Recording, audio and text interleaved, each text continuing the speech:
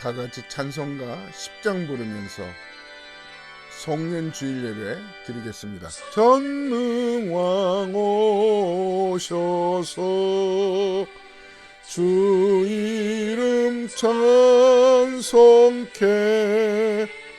하옵소서. 영광과 권능의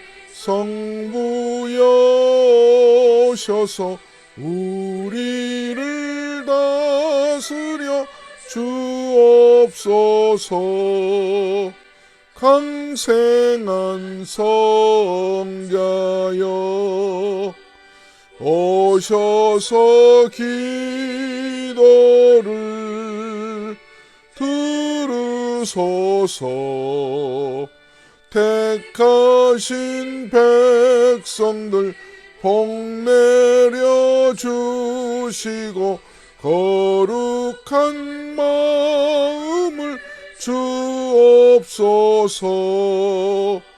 위로의 주 성령 오셔서 큰 증거 주옵소서.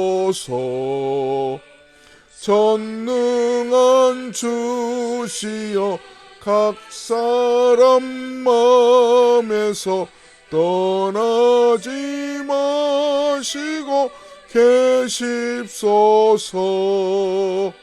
성삼위일체께 한없는 찬송을 드립니다. 정귀한 주님을 영광 중 배옵고 영원히 모시게 하옵소서. 아멘.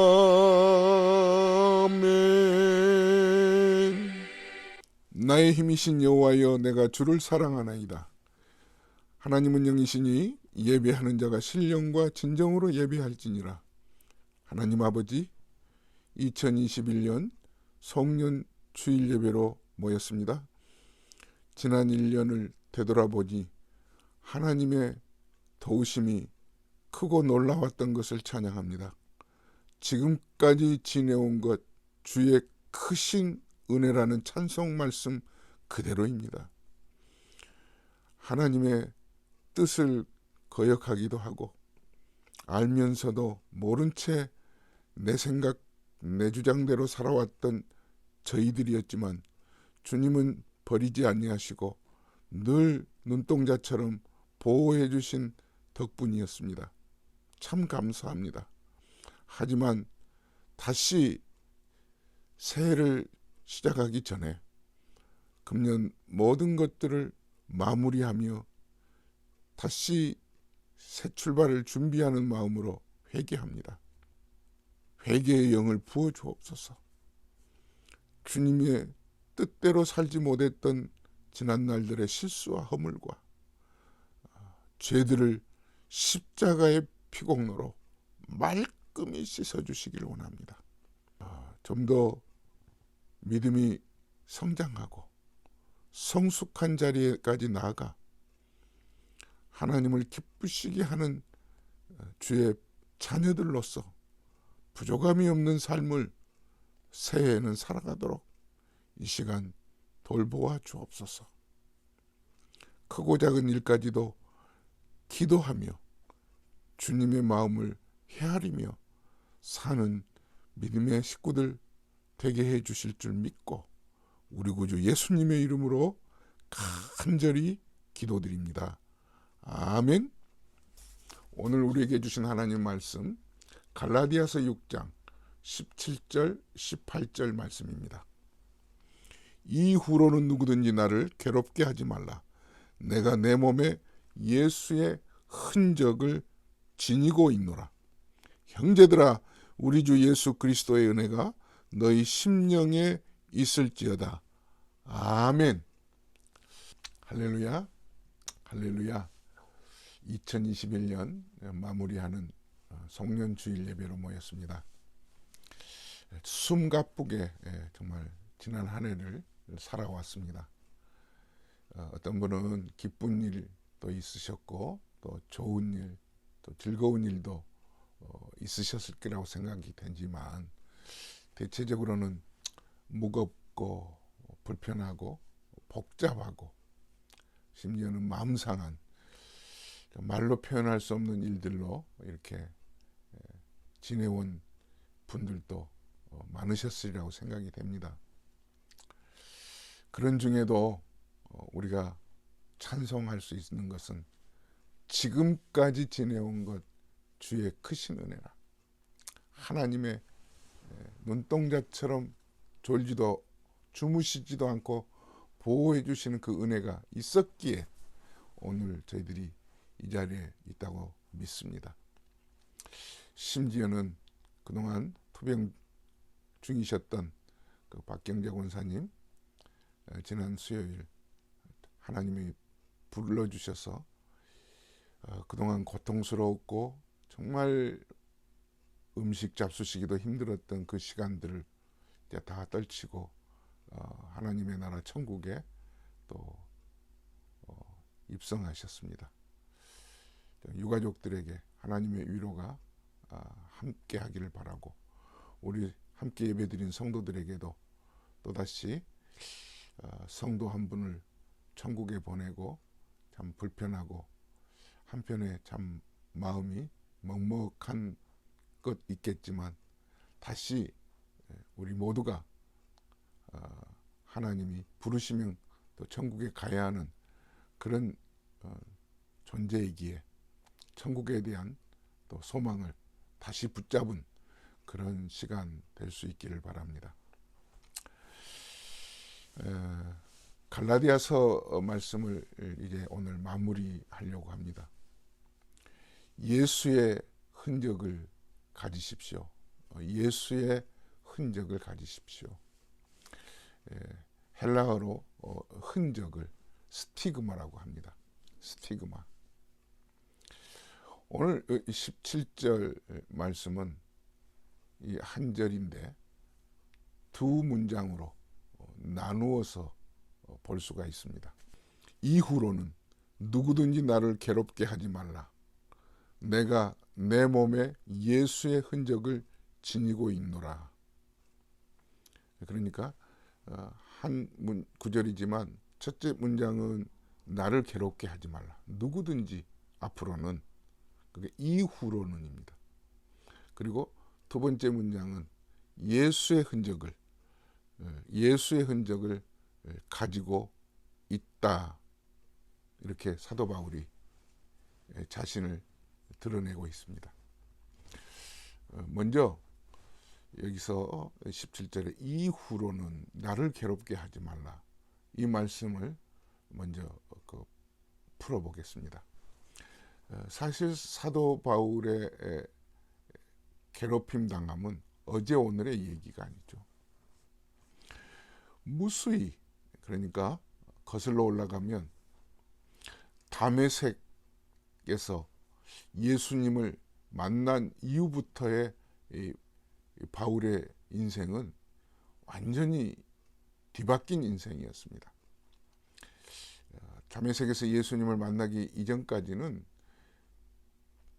사실 육체적으로는 그는 잘 나가는 인생이었죠. 자기가 하고 싶은 대로 세상에 가말리엘 문화에서 법학을 공부했던 그런 학벌, 그리고 로마의 시민권을 가지고 있었던 그의 신분이 그를 많은 사람들 앞에 떵떵거리게 하는 그런 인생 무기였습니다. 누구도 그에게 논쟁할 사람 없었고요. 아무도 그를 그렇게 룩다운하거나 무시하는 그런 사람들은 그 앞에 존재하지 않았습니다. 그만큼 그는 유대인이었고, 그리고 이런 배경과 신분이 그를 세상 앞에서 큰 소리치게 만들어 주었습니다. 하지만 예수님을 만난 이후부터의 그의 삶은 이미 우리가 말씀에서 여러 번 보았던 대로 예수님을 아는 고상한 지식으로 말미암아 소위 예수님을 만난 그 은혜로 인하여서 자기의 지난날 뽐내고 있었던 그 학벌 그리고 그 신분은 그냥 배설물로 여겨버리는, 아무것도 아닌 것으로 그렇게 버려버린, 그만큼 예수님을 아는 것이 그의 인생에 있어서는 새로운 도전이었고 그의 미션이었습니다. 그러다 보니까 그의 삶은 육체적으로는 이제 고달픈 시간의 연속이었습니다. 매를 맞지요. 그래서 그는 유대인들로부터, 심지어는 지금 갈라디아 지역의 이방인들에게 복음을 전했던 그가 그 율법주의자들, 거짓 교사들로 인해서 그 잘 가르쳐 놓은 갈라디아 그 이방인들의 그 교회 성도들이 완전히 거짓 교사들에게 휩쓸려 버렸잖아요. 그의 마음의 괴로움은 너무나도 깊이 파여진 그런 상처였습니다. 그런 그 유대인, 율법주의자들, 거짓 교사들에게 지금 사도 바울은 선포하고 있는 거죠. 이후로는 나를 괴롭히지 말라. 괴롭히지 말라. 그들이 어떻게 괴롭혔습니까? 지난주일 말씀을 같이 보았습니다만 다시 복습하는 뜻에서 한번 보시면 갈라디아서 6장 11절 이후에 보면 그들이 그 갈라디아 교회 성도들에게 이 거짓 교사들이 자꾸 할례를 받도록 종용했잖아요. 근데 그 할례를 받게 한 이유가 뭐였어요? 사실은 그들을 돕는다는 그런 마음이었습니다만 실제적으로는 자기들 자랑하려고, 보라 보라, 내가 이들을 얼마만큼 할례를 많이 시켰는지, 유대인들 사이에 내가 이방인들을 소위 우리로 말하면 전도를 얼마만큼 많이 해서 할례 받게 했는지 자기 자랑하려고, 자기 과시하는 거죠. 또 보시면 사실 이방인들은 할례 받지 않고 예수 믿는 그들은요, 유대인들의 밥이었습니다. 핍박받을 수 있는 그런 조건을 가지고 있는 거죠. 아니, 할례도 받지 않았어? 그리고 예수를 믿어? 그 거짓 교사들은 예수 믿으면서도 할례를 받아야 구원의 완성이 이른다고 그렇게 거짓되게 가르쳤잖아요. 사실은 핍박을 받으려면 핍박을 받아야 되잖아요. 예수님 때문에. 하는데 슬그머니 핍박을 면하게 해주는, 그래서 우리는 할례 받았으니까 하고 유대인들 앞에 핍박받지 않게 하는 그런 겉으로 허울 좋은 그런 증명서를 내놓는다 할까? 이렇게 거짓 교사들, 율법주의, 바른 신앙을 가지려고 한 그들을 흐트러 놓은 거죠. 이런 그 소문을 들은 그 사도 바울의 마음이 어떻겠어요? 그럼 고통스러웠겠습니까?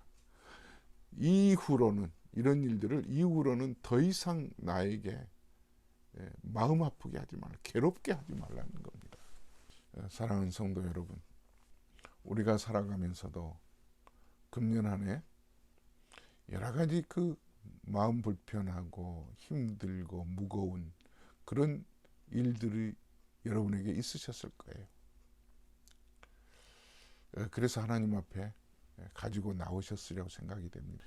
이런 마음 상하고 불편한 일들을 겪은 여러분들께서 우리 예수님께서 주시는 말씀, 예수님의 초청, 수고하고 무거운 짐진 자들아 다 내게로 오라, 그 말씀으로 인하여 주님 앞에 무거운 짐들을 내려 놓으실 수 있으셨을 거예요. 힘드신 일들도 또 거기에 십자가에 맡기어 놓으셨을 거예요. 그분이 우리의 평안을 가져다 주는 그런 주님이신 것을 우리는 믿습니다. 하지만 때로는 우리들도 그 율법주의자들이나 거짓 교사들처럼 어떤 면에서는 주님을 섬기는 일인데도 불구하고 마치 이 섬기는 일이 내 자랑거리로, 내 얼굴 내는 일로 믿음의 생활을 교회 공동체에서나 사회에서 혹시 그런 일들이 있다면 우리는 다시 한번 사도 바울의 마음에 괴롭히는 그런 일처럼 주님의 마음을 괴롭히는 그런 저희들이 되지 않는가, 저희들 자신을 다시 진단해 보면서 바른 신앙의 자세를 갖추어야 되겠다 하는 마음입니다. 지금 사도 바울은 분명하게 단호하게 말씀합니다. 이후로는 나를 괴롭히지 말라. 나를 괴롭히지 말라. 혹시 금년 한 해도 되돌아보면서 아유, 신앙생활 이렇게 해가지고 마음 상할 일이 있다면 차라리 조금 더 멀찍이 떨어져서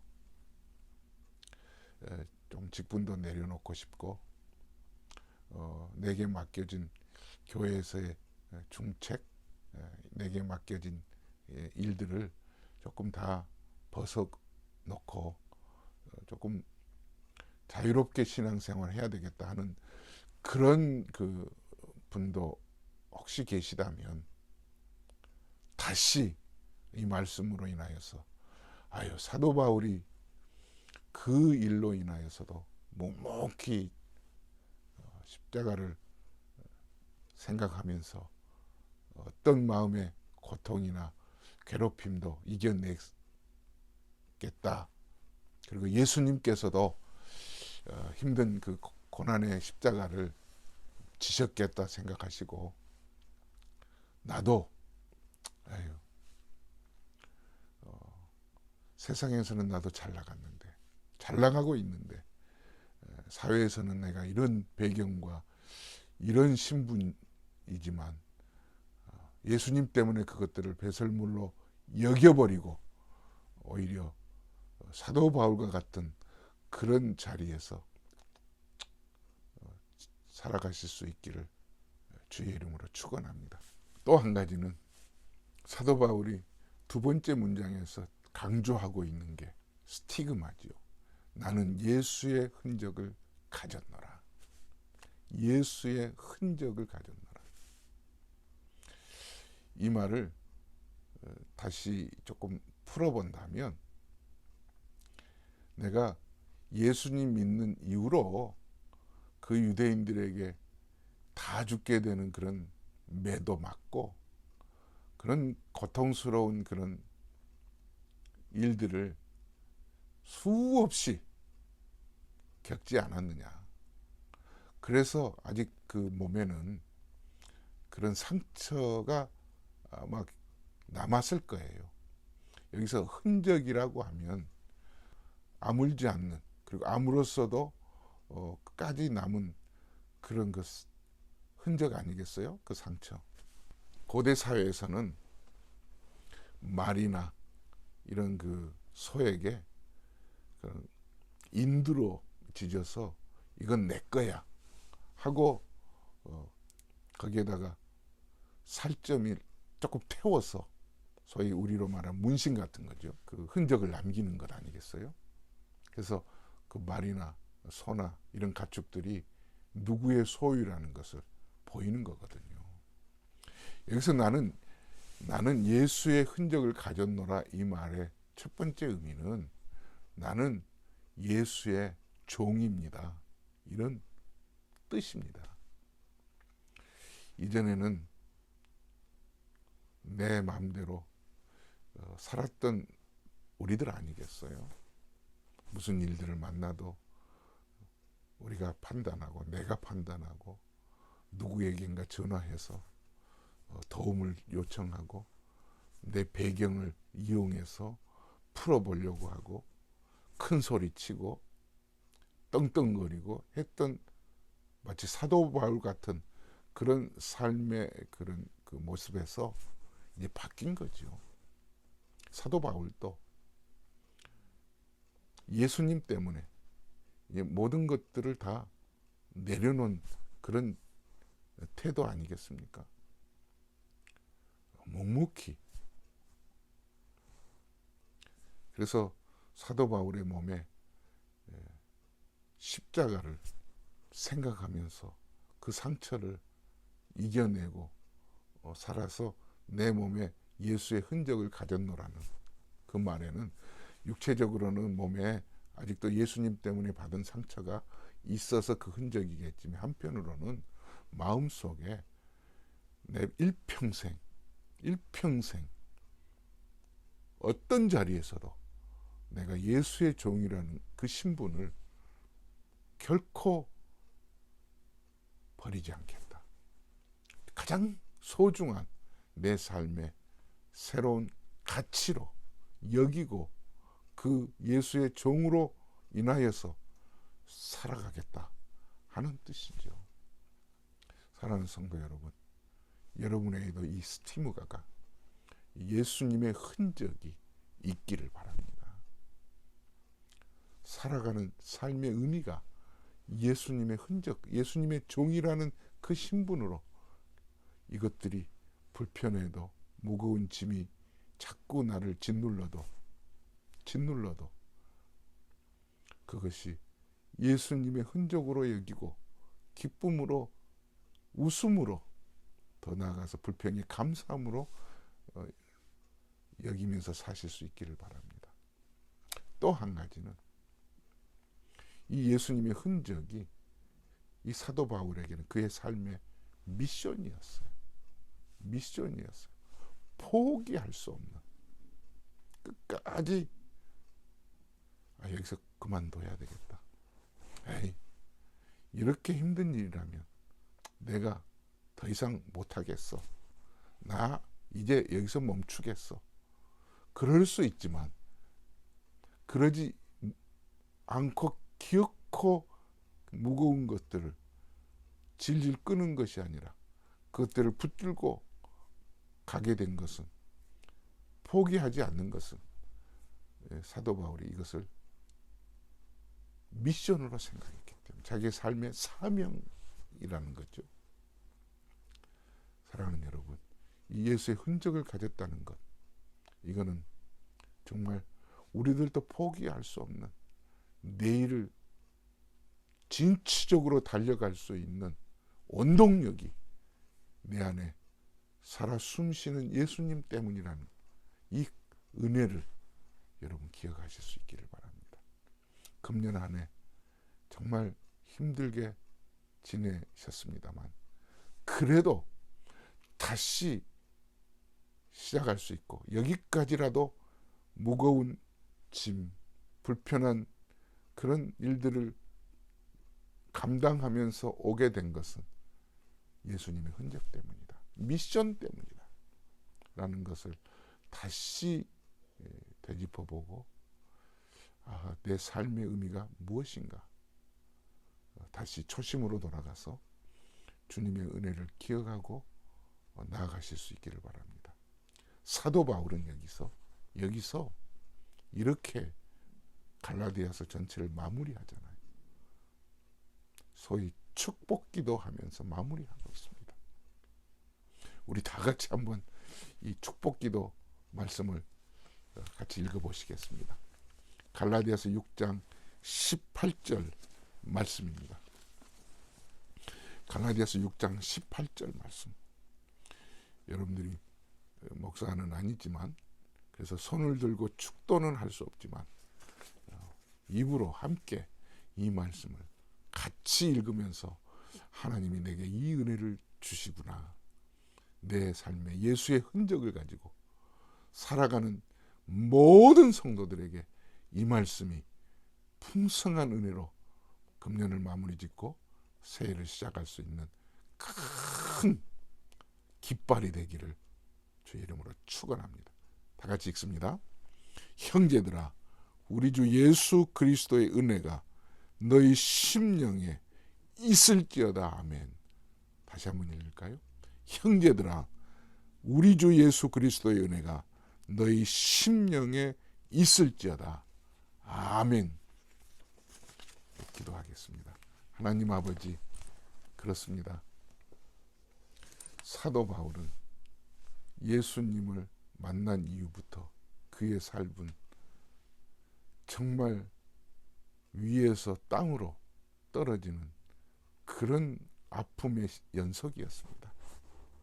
이전에는 학벌이, 신분이 세상 앞에 누구도 자기를 가로막을 수 없는 잘 나가는 사람이었는데, 그가 예수님을 만난 이후부터는 이게 그 모든 것들을 다 버려버릴 만큼 주님이 좋았습니다. 아니, 지금도 주님이 좋습니다. 매를 맞아도, 괴롭힘을 당해도 주님이 좋지만 이후로는 더 이상 나를 괴롭히지 말라. 사도 바울이 저들에게 강하게 도전하고 있습니다. 잘못된 신앙을 더 이상 바른 신앙처럼 포장해서 갈라디아 교회 성도들을 유혹하지 말라는 사도 바울의 강한 메시지를 듣습니다. 주님, 때로는 우리들도 예수님 믿기 때문에, 예수님 믿기 때문에 마음에 불편함이 있는 것 벗어던지고 싶었지만, 주님, 복음으로 다시 재무장하면서 예수의 흔적을 사도 바울이 가진 것처럼 우리들도 그 예수님의 흔적, 이 스티그마가 우리의 삶의 원동력이 되게 해 주옵소서. 나는 주님의 종입니다. 끝까지 종으로 주님 앞에서 주의 뜻을 받들어 섬기는 자가 되게 해 주옵소서. 불편하지만, 무거운 짐 갖고 정말 마음 상한 일들이 여러 겹쳐서 오지만, 이것들이 주님의 종으로서의 가치를 가지고 살아가야 된다면 이겨내게 해주시고 감당하게 해주옵소서. 주님, 이것이 미션인 것을 기억하며 금년 한 해를 마무리하고 새해를 시작하게 해 주옵소서. 이제는 우리 주 예수 그리스도의 크신 은혜와 하나님 아버지의 무한하신 사랑하심과 성령의 감동감화 충만하신 은혜가 우리 모든 성도들 머리 위에 영원토록 함께 계실지어다. 아멘. 할렐루야. 새해 잘 마무리하시고 또 내년 새해를 기쁨으로 시작하십시다. 주 안에서 사랑합니다. 샬롬.